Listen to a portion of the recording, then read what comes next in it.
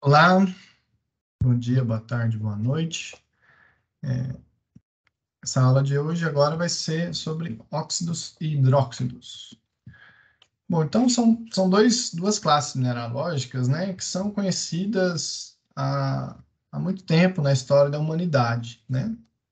Desde os dos primórdios da humanidade, né, a utilização de pigmentos minerais, né, é usado para pintar a caverna, pintar corpo, enfim, outras coisas, né? E boa parte desses pigmentos são óxidos e hidróxidos, né, que a gente encontra na natureza, tá?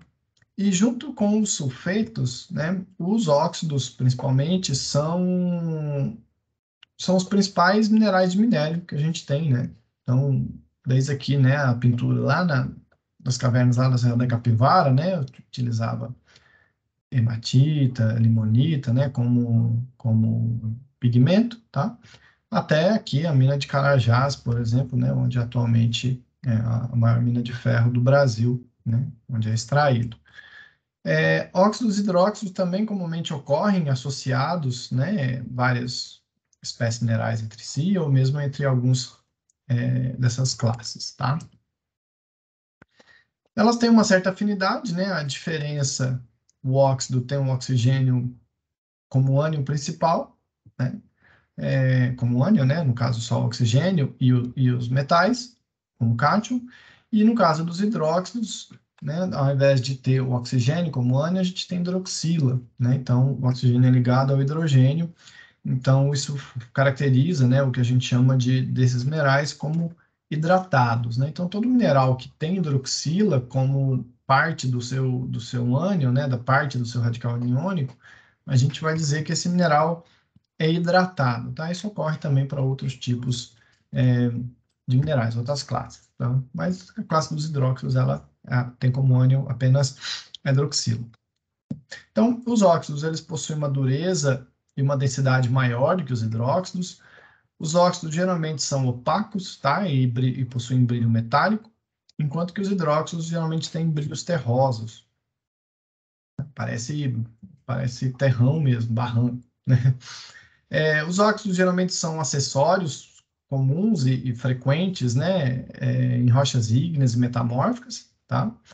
E são minerais que resistem muito bem ao intemperismo, então também é muito comum a gente encontrar óxidos como sedimentos, tá? Principalmente sedimentos pesados. Enquanto que os hidróxidos geralmente são produtos de intemperismo, né? Então, alguns minerais como silicatos, né? Vários silicatos, principalmente silicatos com ferro e magnésio ou com alumínio, né? Geram hidróxidos como resultado de intemperismo, tá? Geralmente os hidróxidos eles ocorrem associados, vários hidróxidos juntos, vários polimorfos de hidróxidos juntos, tá? Em misturas com graus variáveis de oxidação e intemperismo e hidratação, tá bom? Então, falar um pouquinho de cada um agora. Os óxidos, eles ocorrem, como falei, né, são acessórios comuns em rochas ígneas metamórficas, então são minerais que quase que invariavelmente estão presentes em rochas ígneas metamórficas, tá?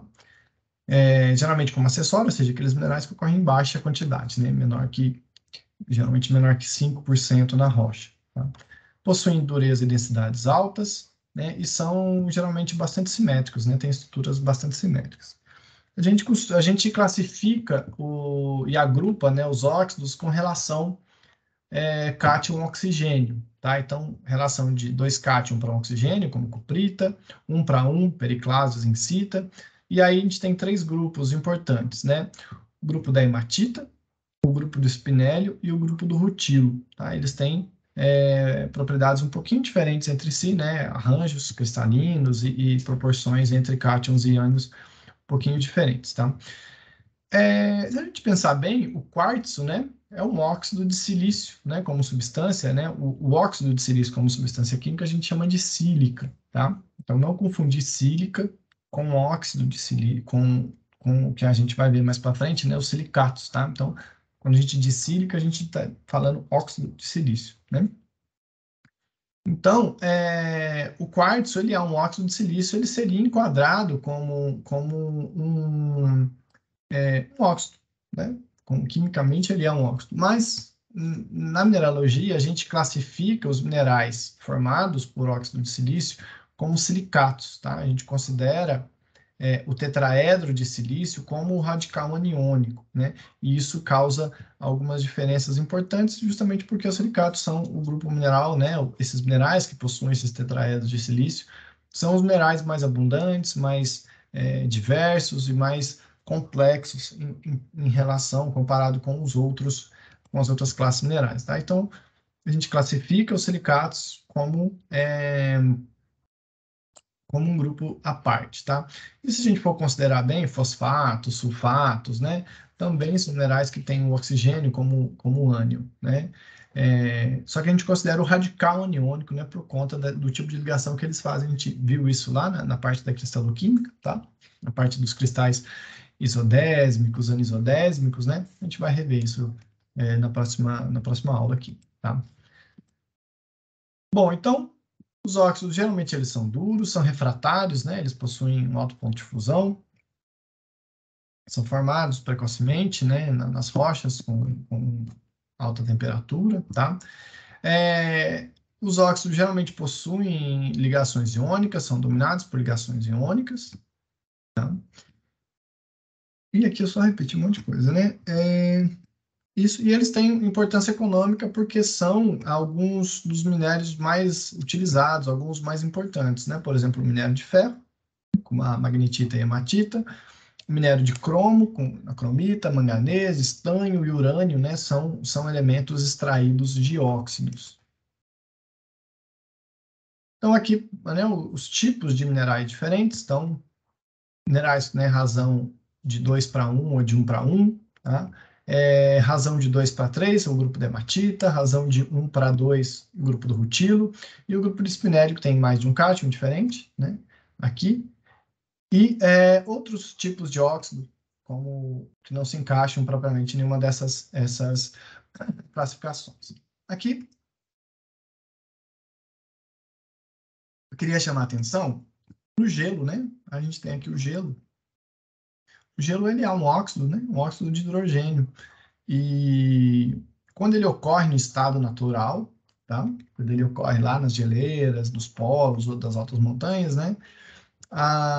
Ele é sim considerado um mineral, tá bom? Porque ele formou na natureza e respeita todos os requisitos de um mineral, tá? Então, por isso ele é colocado junto aqui, né? Com os óxidos.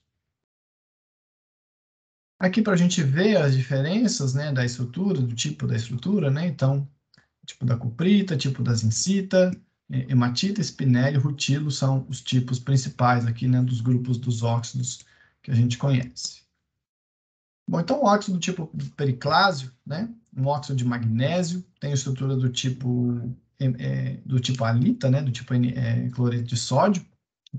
São camadas de octaedros sem omissão de cátions nas posições octaedras, né? Então, cada posição octaédrica é preenchida por magnésio e oxigênio. Tá? O magnésio tem a coordenação 6, né? Uma coordenação octaédrica, e isso faz com que ele ligue, né? Com seis com oxigênios aqui diferentes, né? Formando essa coordenação 6, né? Que forma um octaedro. Tá? Então, a estrutura do tipo do periclase, ele não tem vazios, né? Ele é uma estrutura completamente preenchida, tá?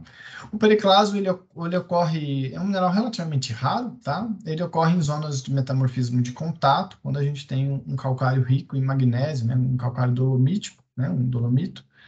E esse dolomito sofre metamorfismo, vou gerar calcita, periclásio, e vou liberar um pouco de CO2. Tá?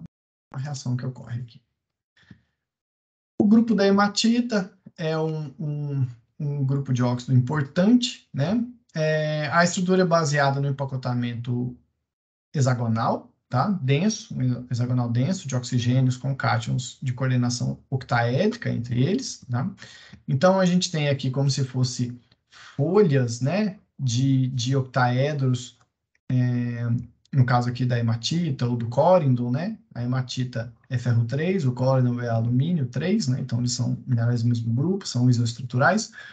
A gente tem esse preenchimento desses sítios octaédricos, né? Por esses cátions de valência 3, né? E essas folhas, elas são empilhadas, né? Formando esse pequeno como se fosse esse pequeno deslocamento aqui, né? Se eu fizer essa seção, tá bom? Então, acaba que 2/3 dos espaços octaédricos são preenchidos por cátions de valência 3 e 1/3 desses octaedros está vazio, tá? Então, ele não tem um preenchimento total. Então, hematita é o principal mineral do grupo da hematita, tá? Hematita, então, esse grupo ele é do sistema hexagonal, tá? A hematita, ela tem um hábito bastante variável, tá? Então, ela pode ter um hábito maciço, um hábito lamelar, um hábito botoidal, tá? Isso pode variar bastante.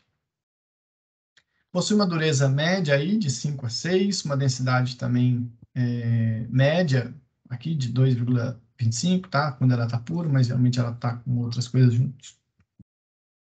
A hematita não possui clivagem, possui uma geminação comum, que pode ser, né, uma geminação lamelar, às vezes ela ocorre nessas formas de placas aqui, né? Tem um tipo de hematita, a hematita, né, lá no pessoal que trabalha com mineração de ferro, né, eles conseguem classificar diversos tipos de hematita, de hábito, de formação, e cada hábito, cada tipo dessa hematita vai ser melhor ou pior, né, para os processos de beneficiamento e lavra do minério. Então, isso pode variar bastante, tá? Tem alguns tipos importantes de hematita, por exemplo, a hematita especular, que ela forma como se fosse lamelas muito muito regulares, muito lisas, de faces muito lisas, né? E por conta do brilho metálico dela, um brilho alto, né? Forma como se fossem pequenos espelhozinhos, é bem bonita, tá? A hematita especular. Uma característica importante da hematita é o traço vermelho escuro, né? Então, ela pode ter essa cor cinza, geralmente um cinza escuro, às vezes preto, né? De brilho metálico, mas o traço da hematita é um traço vermelho, né? Daí uma das origens do seu nome, né? O hematito, o hema, né? É um radical para vermelho, né? Assim como o sangue, né? E um outro traço importante, né? Um outro traço, não, mas outra propriedade importante da hematita, que a diferencia da magnetita, né? Que ocorrem geralmente juntas, é a falta de magnetismo, né? A hematita não é magnética, tá? Isso é bastante importante. Então, a hematita é o principal minério de ferro, tá? Um dos grandes depósitos de ferro do mundo, né?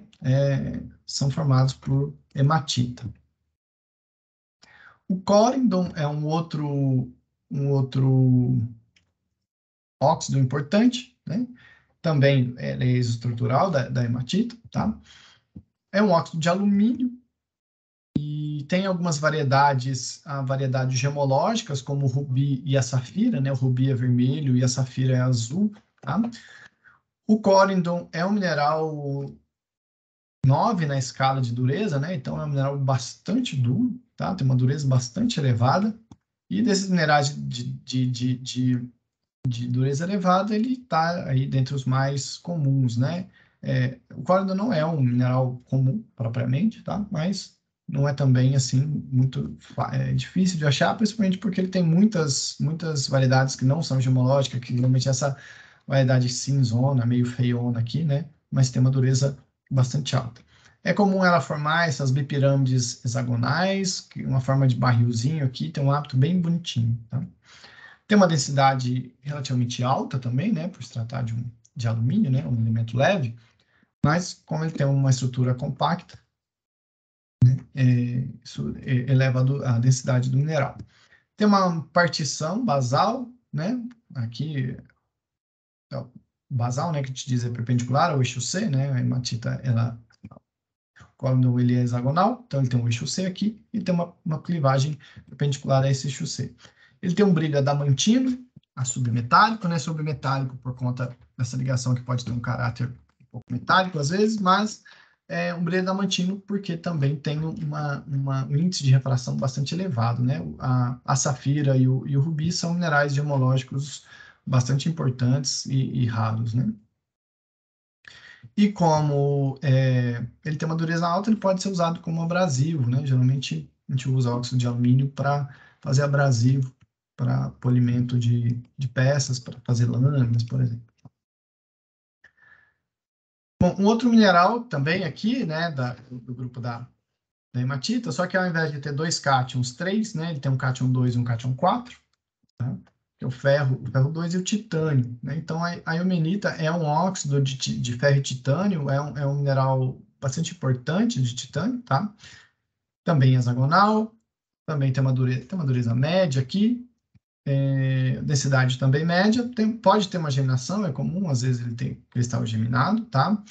Ele tem um brilho metálico, mas às vezes um pouco fosco, assim, tá? É um cristal, é opaco, né? Ele é opaco e possui um traço preto bem marcado, tá? Possui uma solução sólida com a hematita e pode ser fracamente magnética. Então, boa parte dessas, às vezes, areia de praia que a gente vê, né? Que é aquelas camadinhas pretas na areia da praia, né? É formada por magnetita e eumenita, tá? E é comum a eumenita se exsolver junto com a magnetita ou a hematita, né? De titânio, pode. Nossa, eu tô vendo aqui, tá. Uma boa quantidade de titânio pode entrar na estrutura da magnetita, né? E aí, com a diminuição da temperatura, ela fica instável e ela acaba exsolvendo em lamelas de eumenita. Então, eumenita é um mineral bastante comum também de se ver por aí, tá? Bom, estruturas do tipo cátion e 2 oxigênio, né? De 1 para 2, são estruturas do tipo, daqui do grupo do rutilo, tem dois tipos, né? Do tipo rutilo e do tipo fluorita, tá? A diferença é que do tipo rutilo, né, possui uma coordenação octaédrica, enquanto que do tipo fluorita, aqui o exemplo, né, da torianita, possui uma coordenação cúbica, tá? E aí, então, a gente pode separar em desses dois grupos, né, de coordenação 6 ou coordenação 8 aqui. Então, piroluzita, rutilo e casterita, e serianita, uraninita e torianita, né, que são elementos radioativos aqui também, que tem uma afinidade entre si, né, geralmente ocorrem juntos esses elementos. Então, o rutilo é o principal mineral, tá? O rutilo, ele é do sistema tetragonal. Aqui é do sistema tetragonal. Aqui só uma coisa que eu esqueci de falar, que um dos polimorfos da sílica, né, o que a gente chama dos minerais polimorfos da sílica, então onde tem quartzo, tridimita, cristobalita, coisita, a gente vai ver isso lá nos silicatos, mas um desses polimorfos é a estichovita, né? E só que a estichovita, daí ela não é considerada um silicato, ela é considerada um óxido propriamente, porque ela tem uma estrutura do tipo rutilo, tá? Ela é um mineral do grupo do rutilo. Então a sílica, o silício, né? Ao invés de estar na coordenação tetraédrica, igual está nesses outros minerais, na estichovita o silício está na coordenação octaédrica, igual ao do rutilo. Então por isso que a estichovita é classificado como um óxido, né? O estilhovita é um mineral bastante raro, né? Um mineral que ocorre só como metamorfismo de impactos, né? Ou seja, metamorfismo gerado por impactos de meteorito, né? Onde atingem altíssima pressão e temperatura. Bom, então o rutilo, geralmente ele forma prismas alongados, tetragonais, tá? Geralmente tem uma de terminação piramidal, bipiramidal, ou também pode formar cristais granulares, né? Ou até aciculares e fibrosos, né? É muito comum o rutilo ter geminação, essa geminação em joelho, né? Que a gente chama em cotovelo, é bem comum. E pode ter até uma geminação cíclica, dependendo do tipo de formação, como essa rosquinha de rutilo aqui. O rutilo tem um brilho metálico, também adamantino, tá? Ele pode ser opaco ou translúcido, às vezes, tá? Chega até a ser transparente, dependendo. Possui uma densidade média aqui, 4 a 5,5. Possui uma clivagem boa em 1,0, né? E uma clivagem distinta em 1,01. Partição nessas direções meio esquisitas aqui. O rutilo, aqui está o traço branco, mas o rutilo possui um traço amarelado, tá? Um amarelo ocre, assim, que é bem característico, tá? Do rutilo. Ele é difícil de riscar, tá? É um mineral que tem uma dureza mais alta, né? Ele é difícil de fazer o traço dele, mas o traço ele tem um traço meio amarelado, meio cor de ocre, assim, tá? Apesar de ter essa cor mais preta, acinzentada. E também é um dos minerais importantes, né, para a obtenção de titânio, né? O titânio também é um mineral bastante importante para a indústria química, cosmética, né? O filtro solar, protetor solar é feito com titânio, né? Precisa do titânio como princípio. E o titânio tem outros polimorfos, tá? Que não estão aqui, né? Mas o anatásio e a bruquita, né? São polimorfos de rutilo, né? São óxidos de titânio.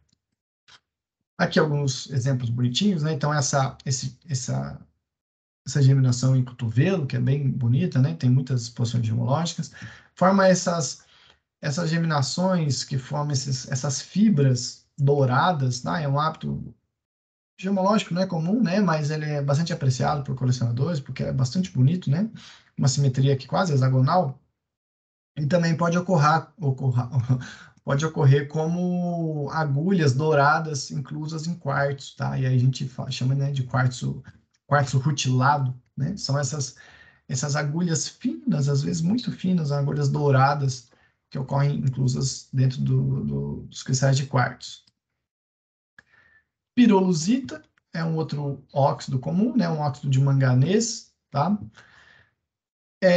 Raramente ela forma cristais bem desenvolvidos, geralmente tem esse hábito botroidal, né, que é essas formas dessas, como se fossem umas bolas, umas bolhas assim crescendo, né, e é comum aquelas pedras de piscina, pedra São Tomé, né, que tem eu já vi alguns lugares falando que é fóssil, né, eu lembro que na casa do meu avô tem uma parede com isso aqui, eu achava que era fóssil de planta e tal, mas é só uma percolação de óxido de manganês, né, que ela vai percolando e vai crescendo nesse hábito dendrítico, né, como se fosse pequenos dedinhos aqui.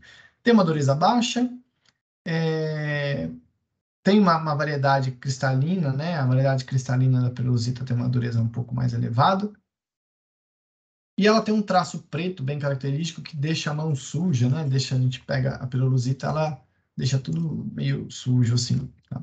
O manganês também é um importante metal, né, na indústria metalúrgica, na indústria química, ocorre em tem diversos usos na indústria. E tem uma ocorrência também, essas oxidações, né, elas ocorrem por remobilização de fluidos, né? Então, é muito comum a perlusita ocorrer nessas remobilizações, essas alterações hidrotermais, essas coisas posteriores. A uraninita, ela já tem um sistema diferente, né? Ela é do sistema isométrico, uraninita, torianita e selenita, né? São minerais também aqui estruturais do sistema isométrico, forma cristais octaédricos ou cúbicos,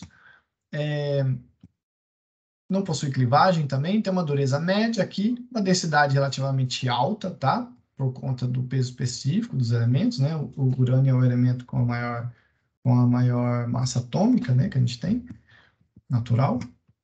Possui um brilho resinoso, opaco, uma cor tipicamente amarronzada, preta, né? E uma propriedade importante é que ele é um mineral radioativo, né? Bastante radioativo. Então, não é também um desses minerais para você ter um pingente ou um brinco aí, tá? Mas ele é usado ele é um minério de urânio importante, né? E urânio, enfim, vocês já sabem, né? Tem diversos usos aí para diversas coisas, principalmente como combustível nuclear, né? Um outro grupo importante é o grupo de Spinelli, né? Aí o grupo de Spinelli tem umas diferencinhas, porque eu já tenho dois cátions ao invés de um, né? Assim lá como a eumenita tinha dois cátions, né? O grupo de Spinelli quase todos têm dois cátions diferentes. Então, ele é do hábito, ele é do sistema cúbico, né? Ele tem, geralmente, forma esses hábitos octaédricos, né? Tem clivagem octaédrica e hábito octaédrico, então forma essas coisinhas bem bonitinhos, tá? Ele possui dois tipos de cátion, né? Cátions intersticiais em coordenação tetraédrica e octaédrica. Então, ele tem aqui oxigênio como ânion, né? Então, ele tem como se fosse folhas octaédricas e folhas tetraédricas, que às vezes elas se intercalam, tá? Então, e tem dois tipos de posição, né? Numa célula unitária, ela tem uma célula bastante grande, né? Para repetição, são 32 posições octaédricas e 64 posições tetraédricas dentro dessa célula, tá? E dessas posições, são 16 octaédricas ocupadas e 8 tetraédricas, tá? Existe uma classificação que pode... peraí, eu vou falar isso. Isso. E aí existe uma classificação que é essa normal, né? Onde a gente tem cátions X, que geralmente são cátion 2+, né? Que faltou a maiúsculo, desculpa. Geralmente são cátions 2+, que ocupam essas 8 posições tetraédricas, e cátions Y, que geralmente são 3+, que ocupam as 16 posições octaédricas. Então, vai resultar numa fórmula, né? 1:2:4, tá? E tem a estrutura inversa, que daí eu troco, né, as posições. Então, eu vou ter 16 cátions Y ocupando as posições octaédricas, e isso vai me dar uma estrutura diferente, que vai me dar uma proporção diferente, tá bom? Só em termos de posição de estrutura, né? Se eu fosse escrever a fórmula, eu teria, então, o cátion 2 e o cátion 3, né? Aqui como o do spinélio, ursinita, né? Que são cromita, que são os principais. E a estrutura inversa, que daí eu vou ter uma posição 3, uma posição 2 e uma posição 3, né? Diferentes, então só troca uma coisinha, mas no final acaba sendo, né, praticamente a mesma coisa, tá? Mas a magnetita e o spinélio são os principais. Também tem outros minerais, né, que não estão aqui nesses grupos, né? A crisoberilo e a perovskita. Então, o spinélio é um mineral bastante bonito, tá? Ele pode também pode ser opaco, ou transparente, ou translúcido, né? Tem um brilho metálico, um brilho também adamantino, né? Varia dessas cores de preto, é comum ter essa cor rosa, verde, tá? Sistema isométrico, né? Possui esse hábito octaédrico, muitas vezes granular. Uma germinação comum também é simples, né? Possui uma dureza bastante alta, né? 7,5 a 8.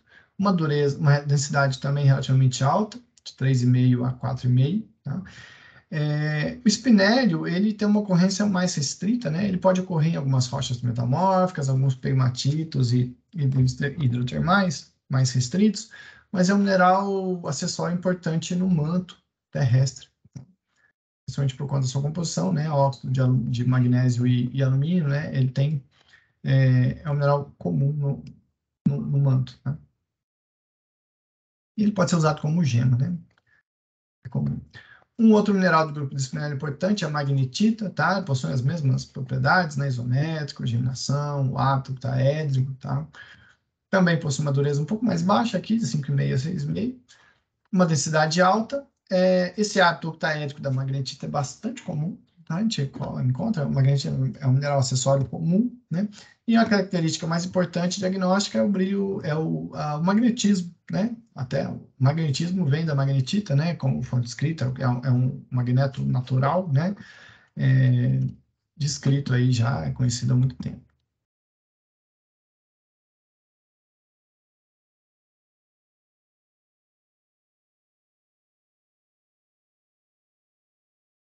Bom, os hidróxidos, agora em contrapartida com os óxidos, né, também são minerais comuns. Eles são tipicamente resultados de alteração intempérica e hidratação de outros minerais, né? Então, nos processos de intemperismo, ocorrem algumas coisas, né? Que alguns elementos mais móveis vão sendo lixiviados, vão sendo tirados e carregados pela água, né? E o que resta vai oxidar, né? Ou hidratar. Então, eu vou formar argilominerais, que a gente vai ver mais para frente, ou eu vou formar óxidos e hidróxidos, principalmente, tá? Então, o hidróxido é caracterizado pela presença de hidroxila, ou mesmo a presença de moléculas de água mesmo dentro da estrutura, tá? Então, a presença, né, do hidrogênio aqui, né, se ligando ao oxigênio, reduz muito a força de ligação dos hidróxidos, né? Isso faz com que os hidróxidos tenham densidade menor e dureza bem menor que os óxidos, tá? Então, alguns minerais comuns, brucita, gibsita, diáspora, guetita, né, são mais conhecidos. Existem dois tipos de estrutura principal de hidróxido, né, dois grupos importantes de hidróxido, né, que é a estrutura da gibsita e da brucita, tá? Eles são polimerizados, né, compartilhando arestas, tá? Então, eu tenho dois tipos. Eu tenho formando folhas, o que a gente chama de dioctaédricas, tá? Por cátions 3+, então eu preencho 2/3 das folhas, né? Eu preencho duas e deixo uma vazia. E aí eu vou formar a estrutura da gibsita. E eu tenho estruturas do tipo trioctaédrica, que eu vou preencher todos os espaços das folhas, né? Com cátions 2, no caso, o magnésio, tá? Então, eu vou formar a gibsita, né? O hidróxido de alumínio, e a brucita, o hidróxido de magnésio, tá? A diferença aqui eu vou mexer na proporção aqui, né? Se eu considerar 6 hidroxilas, eu tenho 2 alumínios mais uma vacância. Se eu tenho 6 hidroxilas, eu tenho 3 magnésios, tá? Isso aqui vai ser importante quando a gente for ver os filosilicatos, né? A base dos filosilicatos começa aqui, né? A gente tem esse tipo de folha aqui, mais ligado aí a folhas de tetraedros de silício, tá? Então, a gibsita euédrica, né? Mas a gibsita natural aqui na bauxita, que forma uma melecona esquisita, feia, né? A brucita euédrica também, e a brucita em agregados mais, né, criptocristalinos e pequenininhos, né? Esses minerais euédricos são bem difíceis de se formar, de se encontrar, tá? Bom, e o outro grupo importante, né, são os polimorfos polimorfos de hidróxido de ferro e alumínio, tá? E aí aqui eu tenho um oxigênio e uma hidroxila, né? Então tem um oxigênio que não está ligado no hidrogênio e um outro oxigênio que está ligado também no hidrogênio, tá? Então eles são formados por minerais, são formados por alumínio 3+, de ferro 3, né? São isoestruturais, mas eles têm dois polimorfos, né? O polimorfo alfa e o polimorfo gama, né? Que os dois são ortorrômbicos, né? Eles têm uma pequena diferença do tipo da estrutura, né? Então aqui o tipo de estrutura alfa e o tipo de estrutura gama, né? Eles têm uma pequena variação, né? E para cada uma delas eu tenho polimorfos de alumínio e de ferro 3, né? Então diáspora e guetita são isoestruturais entre si, né? Eles têm um empacotamento hexagonal desses sítios octaédricos, né? E a boehmita e a lepidocrosita, é isso mesmo? Elas são isoestruturais entre si, né? E possuem empacotamento cúbico, tá? Então, diáspora e guetita, boehmita e lepidocrosita, né? Agora, o diáspora e a boehmita são polimorfos entre si, né? Eles possuem a mesma forma e estruturas diferentes, enquanto que a guetita e a lepidocrosita também são polimorfos entre si, possuem a mesma fórmula e estruturas diferentes. Então, aqui umas diferenças, né? Alguns cristais, o diásporo e a boehmita, né? Formam esses pequenos agregados granulares aqui, bonitinhos, né? E a guetita, que é um mineral bastante comum, especialmente formando ganga, né? Essas gangas aqui, quem é aqui daqui do quadrilátero ferrífero já viu bastante, né? Tem bastante gangas sendo formadas, então esse tipo de mineralização é bastante importante, conhecido, né? E a lepidocrosita, que é um pouco menos comum do que a guetita. E também esses minerais são bem comuns eles formarem misturas, tá? Que não são minerais propriamente, mas são usados como minério, né? Pela obtenção direta de elementos, né? Então, a bauxita é a mais conhecida delas, né? A bauxita é essa terra aqui, né? Esse terrão, como se fosse, tem um aspecto feio, bem esquisitão, né? Mas ela é uma mistura de diásporo, gibsita e boehmita, tá? E é o principal minério de alumínio, né? De onde a gente extrai o alumínio, principalmente aqui da bauxita, né? Essa daqui. A limonita é uma mistura também variável de óxidos e hidróxidos de ferro, né? A limonita ela é usada também historicamente como pigmento ocre, né? Então, a cor ocre, né? Ela é essa daqui, né? Essa é a cor da limonita, tá? E o psilomelano, que é também uma mistura variável de óxidos e hidróxidos de manganês, tá? É usado como pigmento preto. Também é uma coisa bem variável, né? Então, as durezas, o hábito dessas coisas podem variar bastante, tá bom? Bom, então, por hoje é isso, né? Estudem nos livros, tá, gente? Estudem as classes, as características dessas classes, propriedades comuns, tá? E a gente se vê em breve com outras bases. Até logo.